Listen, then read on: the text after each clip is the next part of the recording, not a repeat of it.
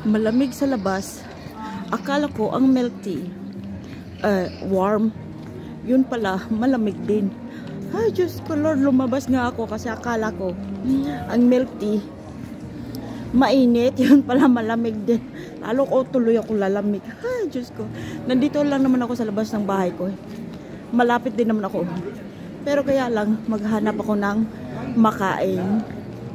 Kasi hindi pa ako nag-breakfast, hindi pa ako nag-lunch. So ang time ko na mag-alaunan na sa hapon. Mag-alaunan na. Tapos akala ko ang milk tea very init. Yun pala, ang lamig pa sa malamig.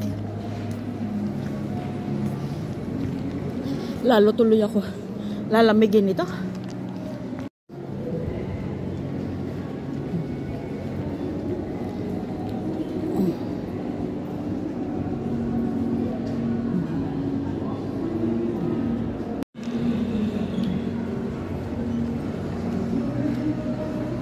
Ang lamig.